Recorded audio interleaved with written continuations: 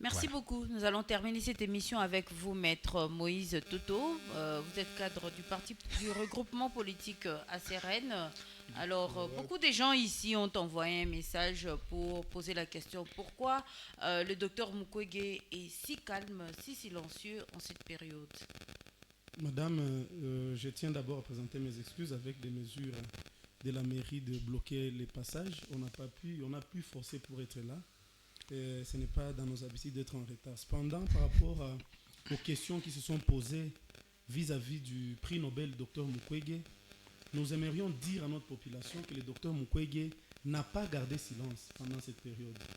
Il vous souviendra que en date du 26 janvier 2025, le docteur Mukwege a dénoncé, il a fait un tweet et j'ai lu, quand la communauté des États cessera-t-elle de fermer les yeux sur la tragédie congolaise et d'accepter ou de tolérer les violations systématiques du droit international et des droits humains, il est temps d'agir, de cesser les condamnations creuses et d'adopter des sanctions politiques et économiques contre les régimes criminels de Kigali. C'est-à-dire, le docteur Mukwege, il n'a pas d'autre pays que la République démocratique du Congo. Il n'a que la République démocratique du Congo comme pays. Et comme tout patriote, il a dénoncé ce qui se passe. Il a dénoncé ce qui se passe en République démocratique du Congo. Et il est en train de dénoncer ce qui se passe. Mais madame, aujourd'hui, je vous ai suivi depuis le début, malheureusement. On a comme l'impression que l'argumentaire de nos amis du pouvoir, c'est un argumentaire d'irresponsabilité. Et c'est ce qui nous chagrine, nous autres. C'est-à-dire, ce qui se passe aujourd'hui, ce n'est pas un problème du pouvoir, ce n'est pas un problème du président de la République qui est le garant du bon fonctionnement des institutions, mais c'est un problème des Congolais. Il est vrai que la guerre n'a pas de couleur, il est vrai que la guerre il n'y a pas d'opposition, il n'y a pas de majorité, mais il y a des gens qui ont prêté serment de nous protéger. Et c'est là que nous appelons à la responsabilité des gens qui nous gouvernent.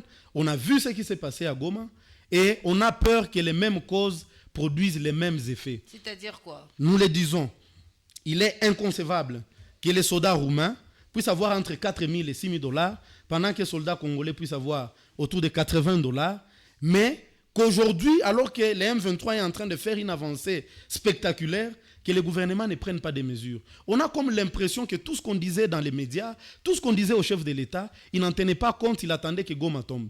Il vous souviendra qu'il est passé à la France 24, il est passé dans tous les médias, il a dit que Goma ne tombera pas. Pourquoi il a dit? On a l'impression qu'il pensait que, disons, la prise de Bunagana était moins importante que la prise de Goma. On a l'impression qu'un citoyen qui vivait à Sake était moins important que celui qui vit à Goma. Maintenant, lorsqu'on a eu les M23 et la politique d'encerclement de la ville, et Goma a été tombé, c'est aujourd'hui qu'on est surpris que le président dise on va réduire les trains de vie des institutions. Pendant 6 ans, madame, nous avons crié, nous avons dit au président de la République que les institutions fonctionnaient avec des budgets, on ne peut plus, n'est-ce pas, gigantesques. Mais le président de la République, lors de sa prestation de serment, il a dit qu'il va tout faire pour que les erreurs du passé ne se répètent plus. Mais on a été, n'est-ce pas, estomaqué de voir que ce sont les mêmes erreurs qui se répétaient. Aujourd'hui, tous les applaudisseurs, on a vu les gens de l'UDPS, on a vu les gens de l'Union sacrée, qui ne juraient qu'au nom du changement de la Constitution. Mais aujourd'hui, ils sont en train de se cacher. Il n'y a que mon confrère ici présent qui est en train de parler de la Constitution aujourd'hui comme étant un gourou d'étranglement. Nous pensons que ce qui se passe en République démocratique du Congo a plusieurs degrés de responsabilité. Et nous, du moins à Seren, nous pensons que nos gouvernements doivent adopter des mesures, ils doivent avoir des attitudes. Vous avez vu le communiqué du ministre qui a dit que les jeunes viennent au stade, que les Ouazalendo viennent, ils seront formés. Mais on se demande à quelle finalité? Puisque ça aurait dû être fait avant. On aurait dû préparer, diriger, se prévoir et scruter l'avenir. On aurait dû se préparer contre l'avancée du M23. Ce n'est pas lorsqu'on sent que les M23, effectivement, se trouvent à nos portes que nous allons commencer à former, monter des jeunes pour, n'est-ce pas, repousser cette Maître histoire. Moïse Toto, vous avez suivi la marche qui s'est déroulée le lundi, la population. Dans le mémo de la société civile, vous allez remarquer que la société civile rejoint l'idée du docteur Mukwege qui exige la mise en application de l'accord cadre d'Addis Abeba. Ça se fera comment en ce moment-là, au stade où nous sommes aujourd'hui? Madame, aujourd'hui, à ce stade, moi, je crois que ceux qui avaient dit ces mots-là, ils voyaient, c'est vrai, il est vrai qu'ils voyaient les avancées du M23, mais nous avons comme l'impression qu'ils ne savent pas dans quel pays nous vivons. Nous avons des gens qui nous gouvernent qui sont dans le triomphalisme. Ils sont dans le triomphalisme éhonté. Vous avez suivi, vous suivez les discours, du moins ce qui se passe. Aujourd'hui, on ne cherche pas à négocier. On n'est pas pour, à tous les moins, que les gens négocient, mais on est pour que les accords qui ont été signés soient respectés. Mais on a l'impression qu'aucun accord ne sera respecté. On a l'impression qu'on est dans le triomphalisme. On a l'impression que, bon, il faut prouver à tous les... Peu importe le sang des Congolais qui peut couler, mais nous devons, n'est-ce pas, avancer dans l'élan dans lequel nous sommes. Et c'est là que nous en appelons à la responsabilité de ceux qui nous gouvernent. Ce qui se passe au Congo, une personne est décédée, c'est une personne de trop. Il est mieux que nous puissions revenir, n'est-ce pas, aux accords qu'il y a eu, pas seulement l'accord d'Addis Abeba. Il y a également l'accord de Luanda. Il y a également plusieurs autres accords. Lesquels? Parce qu'apparemment, chacun tire les draps de son accord de son côté. Hein? Madame, tout ce que nous pensons, c'est que les chefs de l'État, si les chefs de l'État suivaient cette émission, j'allais lui demander d'être sincère avec lui-même. Qu'il nous dise d'abord ce qui a conduit à cette guerre. Quels sont les accords qu'il a signés avec les messieurs d'à côté qui aujourd'hui est en train de nous faire souffrir. C'est après ça que nous pouvons dire, bon voilà monsieur, vous vous êtes trompé. C'est ça même la garantie de non-répétition. Mais tant qu'on ne sait pas ce qui a été fait, tant qu'on ne sait pas ce qu'aujourd'hui l'ennemi nous réclame, mais madame, écoutez, c'est comme si on était dans les firmaments. Et ce que je vous dirais ici, c'est que même le président Lorenzo, il semblerait qu'il y aurait eu des pourparlers pour que le président Tshisekedi et le président Kagame puissent être autour d'une table. On ne sait pas à quoi ça a abouti. Et le président Félix Tshisekedi a refusé d'aller sur une même table dans la rencontre de l'EAC, ça vous le savez. Voilà, je vois mon confrère qui est en train de me cligner des yeux. Il me dit il faut faire attention puisque tu risques de trop parler ici et les agents de l'ANR vont se charger de toi. C'est là le pays dans lequel nous vivons.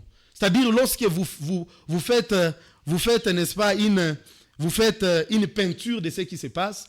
Lorsque vous dites ce qui se passe, vous méritez la peine de mort.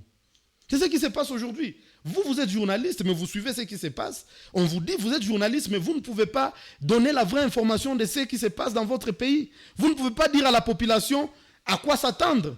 Aujourd'hui, vous avez vu le gouverneur militaire du Nord Kivu est décédé. On a préféré tromper la population, mais plus tard, on s'est ravisé, on a communiqué. Le M23 a pris Goma, on a préféré mentir à sa propre population, dire le M23, Goma n'est pas encore tombé, mais puisque les évidences sont là, c'est là qu'on accepte que Goma est tombé. C'est-à-dire on est dans un pays des applaudisseurs et on est dans un pays où la tolérance n'est plus permise. La solution c'est quoi en ce moment-là? Parce que finalement il faut une solution à tous ces problèmes. Madame, la solution est simple, c'est la prise en charge de la population.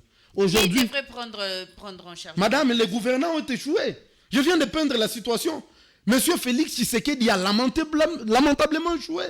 Lui et son gouvernement, je vous pose la question, madame, vous êtes journaliste. Où est passé Mukwebo aujourd'hui? On va les citer. On dit qu'il ne faut pas citer les gens dans les émissions. Où est passé Kamere? Où sont passés tous ces gens qui applaudissaient Jean-Pierre Bemba, qui disait qu'il fallait changer la constitution? Mais ils sont dans leur tanière, ils sont en train de se cacher. Aujourd'hui, les chefs de l'État se trouvent isolés. Mais maintenant, lui devait tirer des leçons. Mais quelle est la solution face à cette situation? Puisque la population doit comprendre avec nous qu'elle a été abandonnée. Il faut une prise en charge collective. C'est-à-dire, chaque geste compte. Il faut aujourd'hui que vous soyez agronome, que vous soyez juriste, que vous soyez avocat, médecin, que vous puissiez être dans l'armée ou dans la police. Aujourd'hui, chaque geste compte. Il faut se prendre en charge. Si vous voyez des mouvements suspects, il faut dénoncer. Mais dénoncer auprès de qui? Puisqu'ils ont échoué. Il faut voir comment on peut faire une prise en charge collective. Il faut voir comment on peut, n'est-ce pas, repousser l'ennemi pour ceux qui le peuvent.